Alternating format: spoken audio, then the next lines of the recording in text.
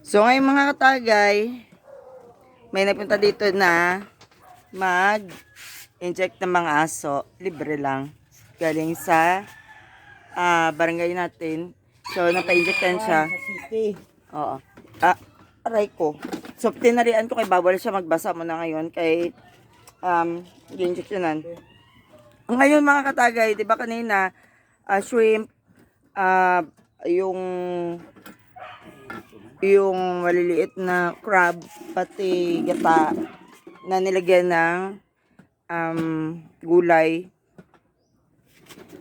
Pero ngayon, take it to the next level. Andyan na. Parang kuha na. Lagyan natin. Uy! Ay, nakita ang drip niya. Patingin namin. Charos. So, lagyan natin ng malunggay. Kamunggay sa Bisaya. So, may malunggay tayo ngayon na ilagay sa gata natin mga katagay. Masaya ako ngayon kin-injectionan na yung aking baby. Good thing kay malakas siya nung nagdating yung barangay kay pag mahina yung aso mamatay talaga. So nakatakas pagid siya. Anyways, okay lang yan kay talian ko lang yan ngayon. So ito may malunggay tayo mga katagay. Tapos paki-open the katagay din. Certificate nyo sa Ido. Ay, salamat. So, meron tayong certificate galing sa barangay. Ganyan kaganda dito sa Marbel. Salamat, sir. Sige. Lahat yan, libre. May certificate tayo. Galing sa barangay na-injection na yung mga aso natin. Yes. Ito si Chupalops. Opo. Ito si King Kong. Ito si Tutoy. Kag si Trims. Pero si Kuan, wala na injection ng kay buntis yung isa naming aso. So, wala. So, kay Chupalop, pati kay Kuan. So, may mga certificates sila. So, lahat na yan na injectionan. Tagtag. For free yan sa barangay. Ay, Salamat. wala si ano. Wala na na. Ano si Tutoy. Oo. So, bali, 3 sa akin. Akin apat. Oh, 3 kay Ate Bibi, sa akin 3. Ebe, Meron ka bitin daw dyan. may? Bitin. May bitchin pa na iwan din. May daw konti lang. Kunti na lang, tabi. Okay na ni. Gamiton ko pa namin. Gamitan mo. Oo. Kaya ibalan mo na, dugang ko sa ano. Gamay lang amon. Oh, sige lang. Kaya naman kubiksin.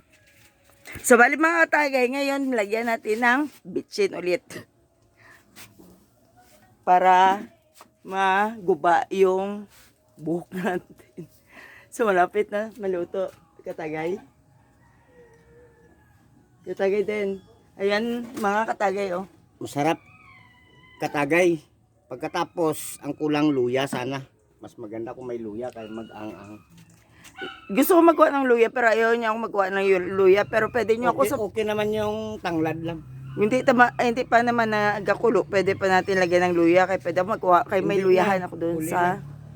Sige lang, kaya meron man siyang tanglad. So, tignan na lang natin kung anong lasa. Kaya hindi na daw. Hindi na natin supakon yung luto ni Chef Katagay Denden. Char. Chef Katagay Denden. So, bali ngayon, ginagutay-gutay niya yung... malaki na yung tail ko. Sige, kain. Ginagutay-gutay niya yung ating... Hugasan lang natin katagay. Yun o. So, bali hugasan. Ako naman, patindigin natin itong tanduay. Masaya ako mga katagay kay meron ng certificate yung mga aso natin. Kung if ever makakagat man sila, anyways, palataho lang yan. Pero hindi may nagagagat. Pero at least malaman nila na injection na siya. For free mga katagay. Ang saka pa yan. Magpunta ka sa vet. Mahal. Yan o.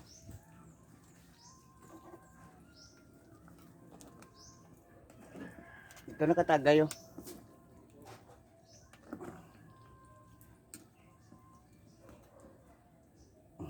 Nakulo-kulo na siya. Pero konti pa. Saraduin. Alam nyo na nung sunod. May isarado na kaldero. May buksan tayo ng tagay. Hindi na tayo magiging hindi Tikman natin, tagay. be. Sige daw.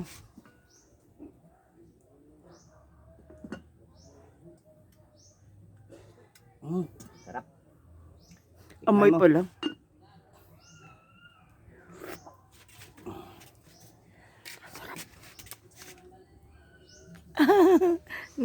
Nasaya ako. Masarap. Actually, mga katagay, wala yan siyang sinabi na may mga lamas or ano. Wala. Pure lang yan siya. Nilagyan ng gata. Diretso nakita niyo naman yung sa... Pulo naman katagay, lagay natin. Nilagay na yung basta na kulo. First kulo. Ah, nilagay mo na yung second gata. Ah, so, nalagay Hindi na... natin masyado ipakuluin kay para hindi mag-oily ang gata. Paghabok lang ng gata, kunin na natin. Lagay na natin tong balunggay para maluto naman. Yan. Yan.